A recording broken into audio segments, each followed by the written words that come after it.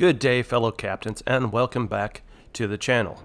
Today, we're going to be taking a look at a ship called the Druid. Yeah, I've done something today that I never actually thought I would do. I rented a ship. I've never rented a ship in World of Warships before because it kind of seemed like a waste of money.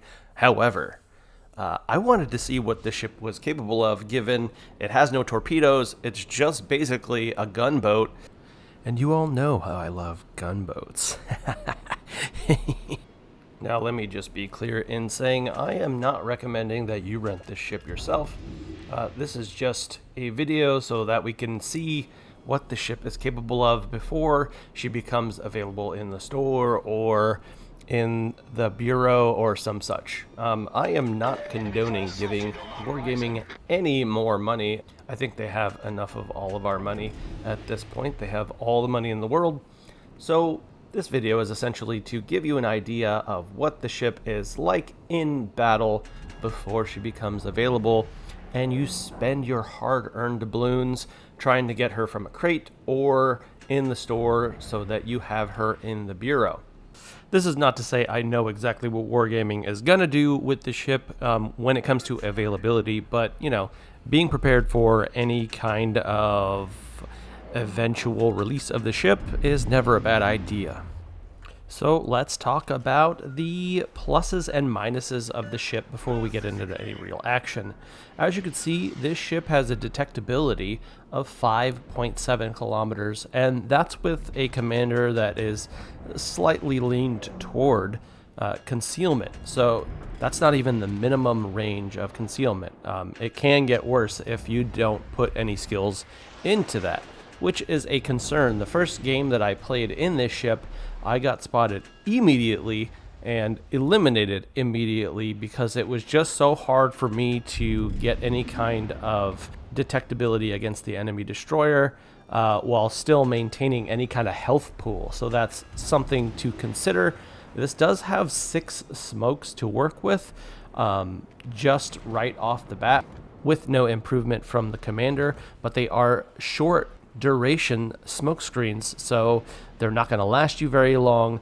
And at tier 8, you definitely have to worry about enemy radar, which is way more prominent than, say, 5, 6, or even 7. 7 is definitely still a lot of radar there, but at 8 and legendary, where you're going to mainly be playing games, it is definitely a concern. Now you can see this ship only has AP. It has great penetration and penetration angles, but setting a fire on enemy ships is not possible. It's just not something that you're going to be able to do. You are having to rely on the penetration of your shells to deal damage to enemies as they're coming towards you or sailing away from you or sailing broadside. Now, broadside enemies are going to pay for that kind of choice, but battleships that push into your position are going to be difficult to deal with, given these shells will bounce off of thick armor like the armor on enemy turrets. You will definitely have to aim for superstructure. So with the battleship taken care of, it's time to head to the center of the map, help my friendly destroyers deal with the middle, and start doing what this ship does best, which is aerial denial against enemy destroyers. Now, this Holland doesn't have very much health, but it's so easy to penetrate destroyer armor, it wouldn't have mattered. He already had his guns turned to one of our friends, and this ship kind of specializes in cleaning up destroyers.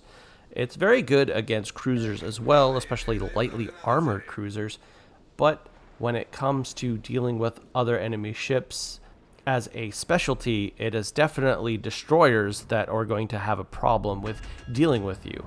And let's say you don't have this ship and you run into her and you are in a destroyer, like a Japanese destroyer, I do suggest you run. She does have a sonar, but it's relatively short range. I believe it's 3.4 kilometer detectability for enemy destroyers, so not too great. It's mostly for defense or for forcing enemies out of their smoke screen if they want to sit in their smoke screen. Now, that may not always be possible, seeing as how at this tier and tier 7 and legendary, there are going to be destroyers that you're going to face that have a longer range sonar than you do and a smokescreen. So even if you push an enemy and try to push them out of their smokescreen with your sonar, there's a really good chance that you're going to run into somebody that's going to outrange you, and they're going to spot you long before you spot them, and they're just going to eat away at your health pool before you're able to do anything about the engagement. You can see on the screen that this ship does have a heal, although it's not a great heal. It's sort of, I don't know, mid at best. The ship does have the 2 turrets up front, both with dual barrels, and with that, if you have to run away from an enemy, you're really not going to be able to return fire if they're chasing you. And that's kind of a problem given the absolutely abysmal speed of this destroyer. And she doesn't even have an engine boost consumable to choose from. So unless you take your commander and you choose skills that make this ship faster, this is the base speed. It's about 36 knots, and I can tell you, you're not chasing down much, and you're really not running from much either. The only things you're really going to be running from are battleships and slow cruisers, but there's plenty of cruisers out there at this tier that are going to be able to chase you down. Now, in the handful of games that I've played with this ship, I have noticed that it is anemic when it comes to firepower, especially against enemy battleships. I've had multiple games where German battleships push my position, and there's nothing I can do about it. If you do not have allies that are supporting your position, an enemy battleship can easily push into you, push you out of position, or even kill you without much trouble and with most of their health intact. This ship does have great AP shells, but it's really not enough to deal with an enemy battleship in any regard. If an enemy battleship or 2 decides to push on your position, push you out of position, or try to kill you, chances are they're going to be able to do it. You don't have torps to be able to deny an enemy a sector of the map. This is definitely something to consider before picking up this ship in any regard. If that's something that you don't like about destroyers, like say the Friesland, or even a destroyer with limited torpedoes, let's say 1 launcher, and it's not your playstyle, you don't like how those ships play, this probably is not going to be the ship for you. And you know what? I wouldn't blame you. Generally, I like destroyer gunboats. I enjoy the playstyle, but with this ship, I feel like it's missing too much. It's missing too much meat on the bone. It's probably one of the weaker gunboat destroyers in the game, which is kind of sad and scary given it's one of the most recent ships to come out, and chances are it's going to cost a premium in order to acquire her. My assumption is she's going to end up being in the bureau for some such amount of doubloons or just regular silver, but in the past I've noticed it costs you about 5,000 doubloons to enable you to run through the bureau for certain ships, like say the Zhao. And if not, I think if I remember right, it's like 6 million credits. And I am worried that this ship just isn't worth it. I think there's going to be a lot of players out there that decide to buy the ship, push to get it, and find nothing but disappointment with her. Without allied support, this ship is extremely underpowered. Now, on the other side of that, if you do have friendly support, you have multiple teammates behind you, this ship can be a real threat. With the many smokes that she has, the great AP shells that she has, and the limited sonar that she has, she can definitely be a thorn in the enemy's side. But you will have to pick your targets. Some targets are just not going to be viable, front-facing battleships or kiting battleships are not going to be something that you're going to want to engage. You're instead going to want to find lightly armored targets in order to use those AP shells to your benefit. Now, you're probably wondering, why is this guy showing us a second game? Well, I'll tell you. This is a great example of what happens to the Druid when you don't actually have support from your team. If your team decides to sit behind an island and do absolutely nothing except for wait for you to make a move, that's not what this ship is about. This ship is about holding a position or pushing an enemy out of their smoke, given if the enemy doesn't have a longer sonar or radar than you do. If the enemy has those things, you really don't have any real options except hoping that they had already used their consumable and therefore being able to use your consumable against them. Now, this ship, if there's more than 2 ships to deal with on your particular side of the map, chances are it's a fight that you're not going to win. And that's one of my problems with the ship.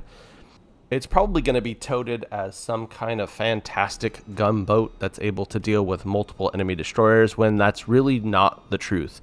If the enemy is smart enough to not give you a large portion of their ship to shoot at, and they work in tandem and consolidate fire against you, chances are you're going to lose the fight before you're able to get rid of even one of their ships.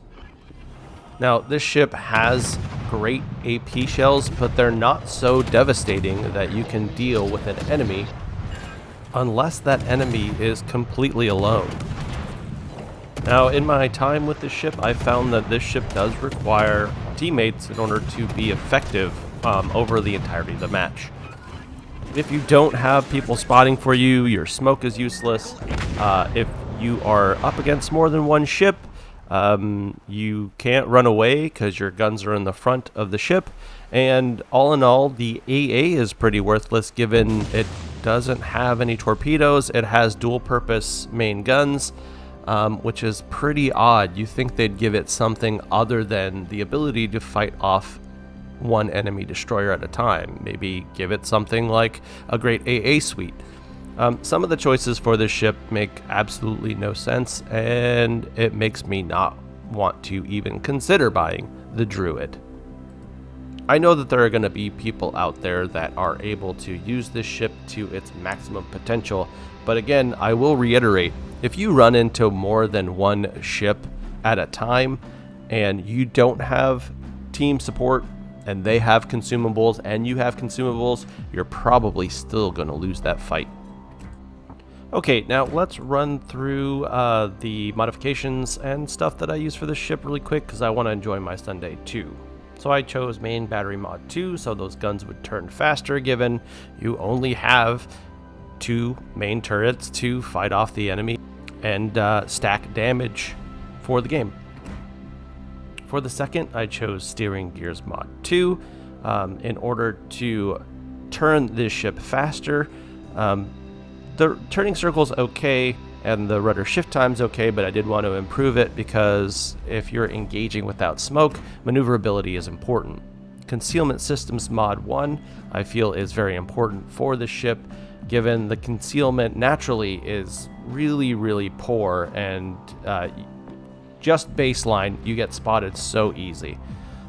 You could do the target acquisition systems, but I don't think it's really worth it. You're going to lose concealment. At the same time, you're able to see slightly further away.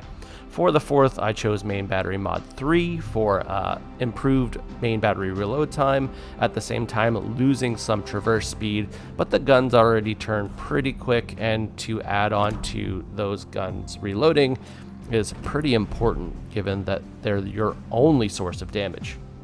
For the commander, I chose the newest anime commander. I'm not even going to try to say her name. Her first skill, pinpoint destroyer gun traverse speed, increased plus 1.2 degrees a second, and destroyer main battery reload time negative 3.4%, at least at the level she's at right now. For her first choosable skill, I chose Observant Rage. Again, I am going to focus on that gun reload. Destroyer main battery reload time, -5%, torpedo acquisition range, +12%, and then you lose some rudder shift time. For her second skill, Reaching Out, destroyer main battery reload time, -3%, destroyer main battery range, +8%. This ship already has a pretty decent range on her, and the gun reload is already really good, so these both really add to the strengths of this ship. As for the third skill, Look at Me Now, see detectability range, -6%. Also super important, you could do Twist and Track or Perceptive, but I don't think you're actually going to benefit from choosing these. Of course, you will be able to see the closest enemy. However, they will be able to spot you long before you spot them, given your short range sonar. If your sonar was longer range, I would argue you probably would want to choose one of the other two, but given what she has, it's not a good choice. For the fourth skill, Aerial Fire Support, destroyer main battery reload time while detected by ship, -4%, and number of AA explosions, +1, for a maximum of 2. This skill is really good for this ship, but it doesn't really add to much in the arena of her AA. I haven't noticed a markable difference. For her legendary skill, I did choose Unstoppable so that when the engine gets knocked out, I can keep moving and get away from the enemy if need be, given she's already so slow. You could choose Leviathan in order to have more HP pool, but Rather Be Torching is totally useless, and you should probably avoid using that unless you want a dead skill on your commander. Leviathan could be a good choice, but given it takes away some of your movement speed, it's just not a good choice. She's already so slow. It's really just giving the enemy the ability to chase you down when you're trying to reposition in the map. For my inspirations, I did choose the gun reload build with Vincent Mordoff and Ding Ru Cheng just to focus on that gun reload. And I did notice by doing so, it didn't really make a huge difference. Now let's look at the stats. Survivability, 22,000 hit points, that's base. That's no improvement from commander skills. With the artillery, you have 2x2 127mm with a firing range of 12 kilometers, a reload speed of 1.5 seconds, and a turn time of 6.8 seconds. Now the AP shells do 2,200 damage at maximum, but most of the time you're not going to see that kind of damage against an enemy. Either it's going to be over penetrations or it's going to be shatters and bounces, especially against battleships that are bow tanking you.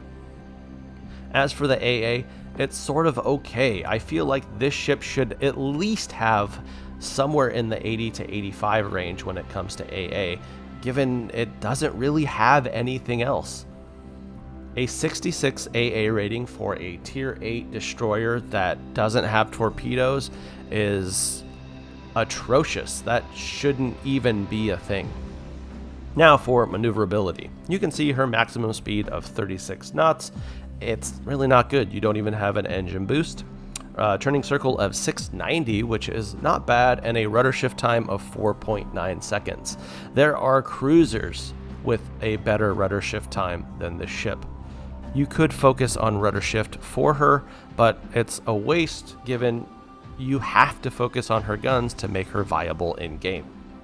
For the concealment, a 5.7 detectability by sea, which is not good, 12 kilometers after firing your main guns, and if the ship is on fire, of 7.7 kilometers. You do get detected by air at 3.2, and your AA suite does shoot further than that, but your AA suite is so weak, if the enemy aircraft decides to harass you, there's not really a lot that you're going to be able to do about it. This ship has your average armor for a destroyer, nothing special. She will be able to bounce certain shells, but for the most part, just about any destroyer in the game at this tier is going to be able to hit you with HE shells and do damage no matter what kind of angle you choose to use against them. Also, she does have a flat aft, so any kind of shell is going to do damage to you and not bounce or shatter if you decide to run away from a fight. As for the consumables, smoke generator, consumable duration of 10 seconds, so it puffs for 10 seconds, and it lasts for 40 seconds, so not bad, and reloads every 60 seconds with a 6 to start off with, 6 smokes to start off with. As for the sonar, it acquires torpedoes at 2.8 kilometers and ships at 3.2. So I was actually wrong. I think I said 3.4 and it's actually 3.2. Not very strong at all.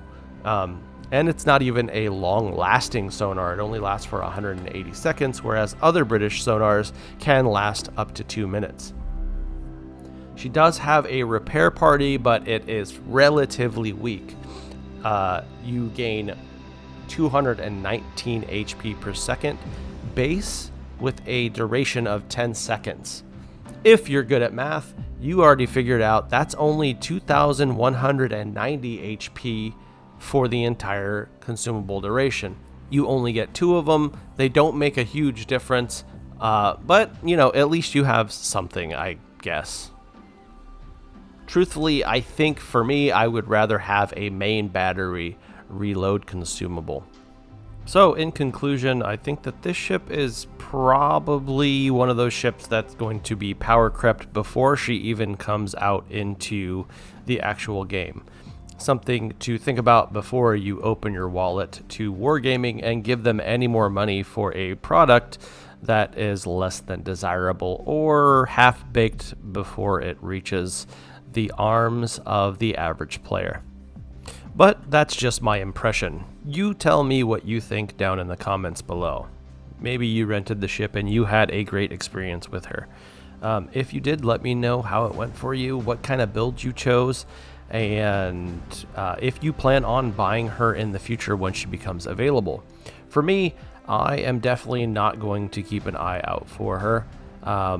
I probably won't do any more future videos about her. She just left a sour taste in my mouth. And when it comes to ships in World of Warships, it's all about having fun. And if you have a ship that isn't giving you a fun experience, it kind of makes me think, what's the point? Again, I do want to say thank you for joining me and supporting my channel. Do not forget to share this with an enemy, a friend, a family member. Send it to your grandma. Maybe she'll like it. Who knows? If you enjoyed this content, consider subscribing. Leave a like, hit the notification bell for future content like this, and even comment down below letting me know any ships that you're interested in seeing a closer look at, any ships you're interested in seeing gameplay of, or even other games you might be interested in seeing. I'm Buckshot Bucky. Thank you for joining me, and I'll see you in the next video.